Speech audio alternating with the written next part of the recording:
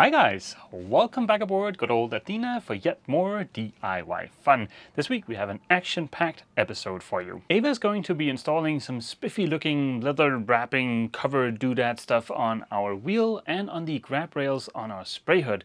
And I am going to be installing these spiffy looking grab rails up on the cabin top. Also, I have some splicing to do because I want to make a new preventer, and also we have that little bit of line we need to run to our rod kicker.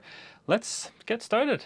My name is Mads, this is my wife Ava. I've spent the last 5 years on a somewhat extensive refit of our 1987 Warrior 38 named Athena. That was a DIY fun-packed adventure complete with a very extensive osmosis treatment, building a new rudder using vacuum infusion, rebuilding the entire deck, gutting and subsequently rebuilding most of the interior, painting the top sides, and a ton of other projects. The summer of 2021 we started cruising full time. Now we're finally ready to begin our adventure. With the jerry can covers and the new enclosure, Athena's outside is starting to look really spiffy, but the one thing that is in dire need of attention is Athena's wheel. The leather is a little worn and tattered. We have a few rust spots. She is definitely in need of some love, so I think it's time to make her look just as good as the rest of Athena. We've been searching for a wheel cover in the color that we wanted and also one that's nice quality.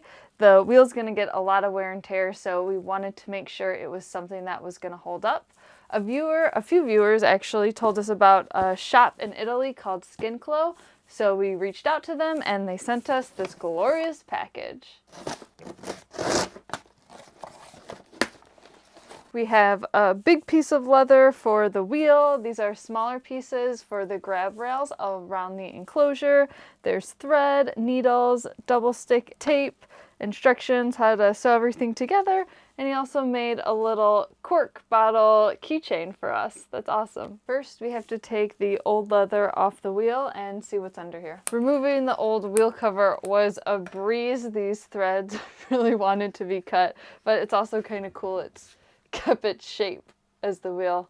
We'll see if Mads wants to keep it as an installation for the boat. The instructions included are really straightforward. He has each step listed, and the first one, well, open the kit box. We did that, check. And next is apply the double stick tape along the stainless rim of the wheel. Now that the double-sided tape is in place, it's time to smush on the leather. He even has a little wheel center sticker on here. So what I did is I pulled back some of the tape backing.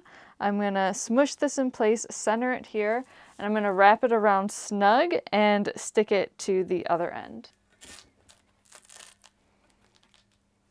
I have the leather wrapped around the wheel, and now what I'm doing is just going through and making sure that the two edges meet in the center back of the wheel.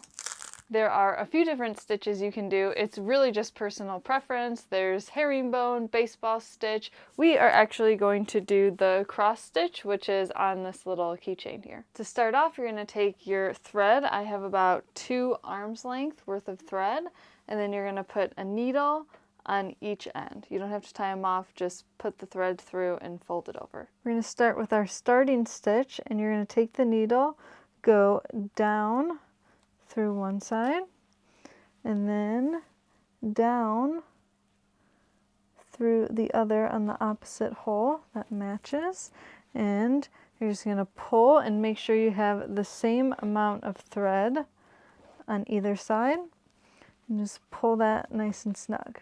Now to lock this stitch in, you're going to go up through the opposite side and then up through the opposite side here. And then just pull that nice and snug.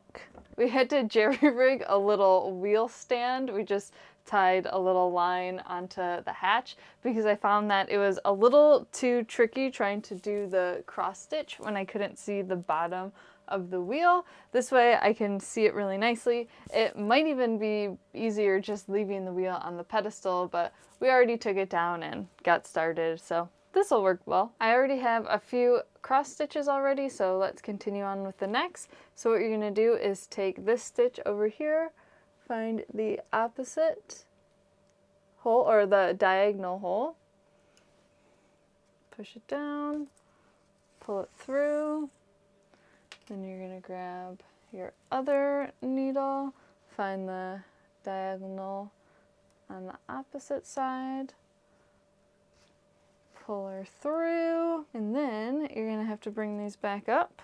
So you're going to take that one that you just pulled through, and you're going to go back through the opposite hole, and you're going to pull this back up.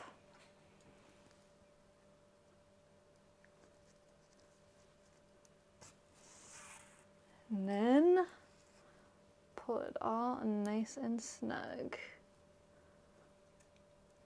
This is going to take a while and potentially a few bloody fingertips, so cue turbo speed.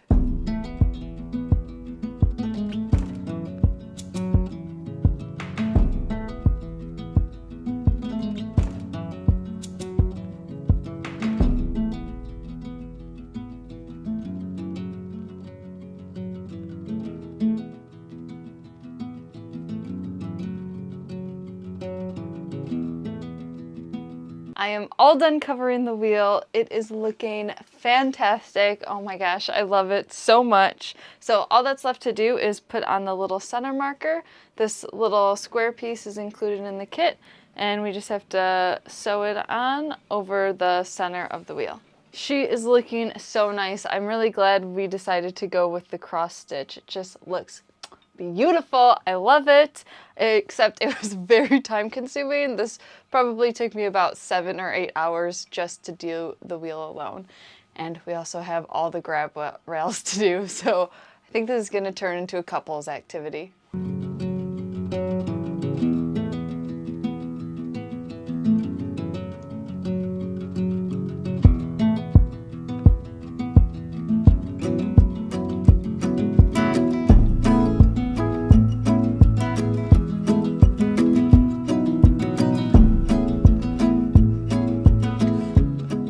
The wheel is on, the grab rails are done. It is so nice, I love it. It was definitely time consuming, but I think well worth it. This brown looks so nice with the blue enclosure. I love it. Next up on our to-do list are these grab rails. They're not going to get the fancy leather treatment, but I still think they'll look pretty dang spiffy. There are 4 of the long ones here for the cabin top, and then there are 2 smaller ones for the side of the fiberglass Dodger. We're really turning up the bling level here aboard Athena this week. These things look pretty dang awesome, but it's not really for looks we're mounting them, it is for safety. When moving around here inside of the boat, there is plenty of stuff to grab onto to keep yourself safe. But right now, we don't have anything up on the cabin top to grab onto when we go forward, and that is a little bit unnerving. The only tricky part about installing the grab rails was making sure not to drill into the bent laminated teak beams down below. Using the port lights as a reference point, I marked their position with a bit of masking tape. After a quick quality check by the Admiral, the final position of the grab rails was decided. We started by mounting the 2 smaller grab rails on the Dodger. These are very important additions because with the spray hood in place, there is nothing here to grab onto. Mounting the grab rails on the cabin top was pretty straightforward, but it did involve having to pull down almost all of these sections of headliner. Ta-da! Beautiful new grab rails. As you can see, now we have plenty of stuff to grab onto when going up forward. While I was replacing the grab rails, I also replaced our deck organizer here. With the new one in place, we should hopefully be able to run the line from the rod kicker back aft to the cockpit in a somewhat neat fashion. There is one little potential issue, and that is how to get it run from this area here and up to the deck organizer. But let's worry about that once we have the new tackle all put together. Here are our 2 new blocks for the new tackle for the rod kicker. This is a fiddle block. It's got 2 sheaves here, and this is a block with a becket. This is going to give us a little bit of mechanical advantage, and this becket here is where the beginning of our line is going to attach. This is roughly what the tackle is going to look like when it's all assembled. This gives us a mechanical advantage of 3-to-1. I believe the old tackle was 4-to-1, but this should be perfectly okay. Now we need to attach this line to the becket, and the most elegant way of doing that is with an I-splice. There are a ton of videos on YouTube about how to put an I-splice into double braid. so I'm not going to go into a ton of detail. If you want detail, I'll include my favorite splicing video down in the description. Instead, what I thought might be fun for this video is to show the difference between putting in an I-splice in double braid like this stuff or single braid like this stuff. In our particular case here, the double braid has a Dyneema core and the single braid is 100% Dyneema. So even though the single braid here is quite a lot thinner than the double braid, the single braid is actually the stronger line of the two. The two are not only different in strength, they're also different in what you're supposed to use them for. The outer cover on this double braid makes it a lot easier to handle, both for human hands, but also for something like a winch or a clutch. The two have very different use cases. I'm going to use this single braid along with some low friction rings to make something akin to a soft shackle, but only just a continuous loop that we can wrap around our forward cleats to use as a part of our preventer, which is going to be made out of this polyester line. But yeah, for now, let's just worry about the I-splices in the line for the rod kicker.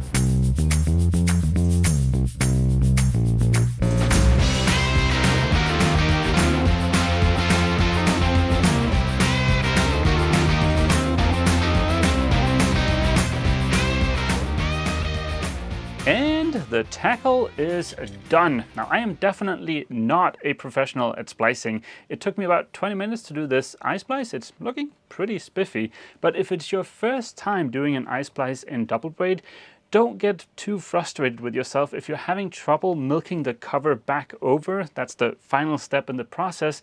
That can be a little bit tricky. Just stick with it, and yeah, it's not that hard once you get the hang of it. After having removed the old tackle, now let's just get the new one in place, and let's cross our fingers. I think maybe the line is a little bit on the short side, but yeah, fingers crossed. The good news is the line is definitely long enough. I don't know why I was worried, but there is an issue up forward. In hindsight, what I should have done is to have had the line for the rod kicker be the first line on this deck organizer. That would have solved everything.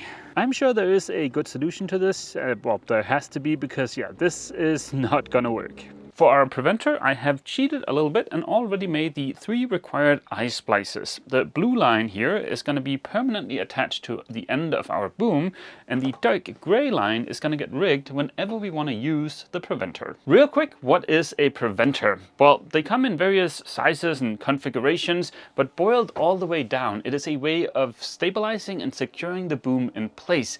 That way, if there is an accidental jibe, the boom doesn't come flying from one side of the boat to the other.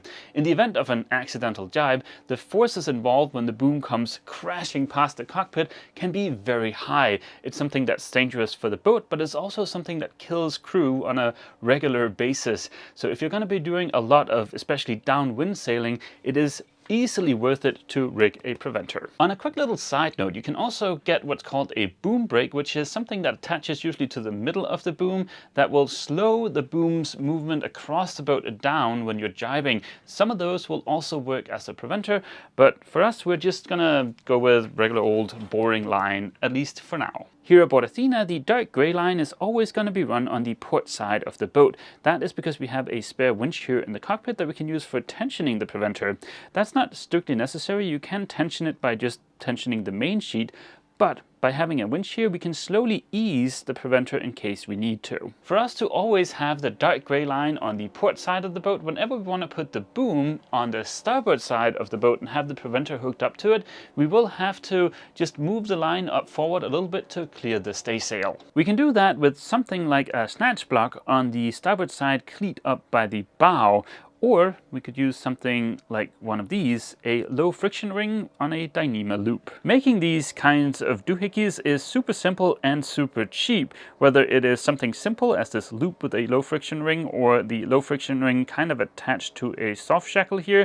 They are dirt cheap and super easy to make. To secure the low friction ring in place, we make a loop, much like the I-splice from earlier, but this time with a Brummel splice. You may also remember the Brummel splice from such previous hits as the anchor bridle. The double braid I-splice from earlier took me about 20 minutes to do, but the Brummel splice here is going to be a lot quicker. So I've just passed the line through itself once. Now we're going to repeat that, but on the other line, so the hole is going to be on this guy. So there we go. And that is it. To turn this guy into a loop, it is just another Brummel splice, but this time we're going to be burring the ends.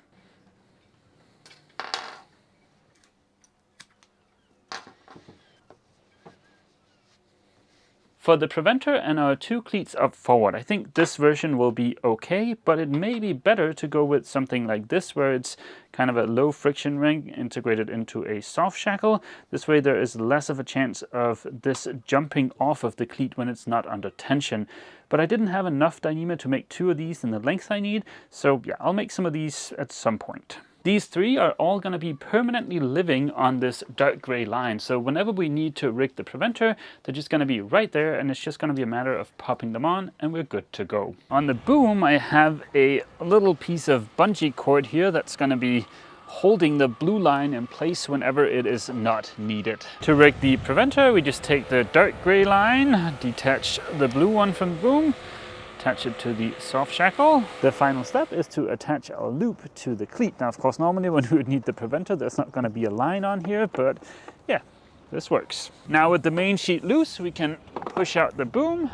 With the main sheet tensioned and the preventer tensioned, the boom is now nice and held in place. I think this has worked out fairly well so far. The preventer line is on the winch there. It goes through a low friction ring, continues forward, goes up to the low friction ring on the cleat, goes out, and then joins the blue line that's permanently attached to the boom. To move the boom over to the starboard side of the boat, all we have to do is to disconnect the blue line and throw the low friction ring doohickey on that cleat on the starboard side, and presto, preventer in place. Of course, we do need to remember to go on the other side of that stanchion, but other than that, I'm perfectly happy with this.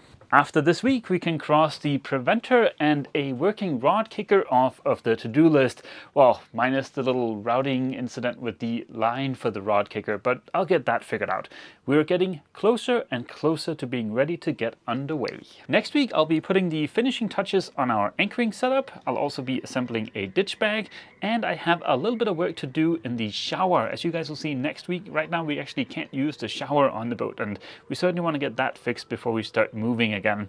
And also next week, Ava is going to be sewing a cover for our propane tank. We are very much focused on being ready to start moving again. I think it'll happen in about 2 weeks or so. Yeah, fingers crossed. But yeah, we'll end this week's video here. As always, feel free to leave a comment down below, and don't forget, if you've enjoyed this video, please remember to leave a like. See you!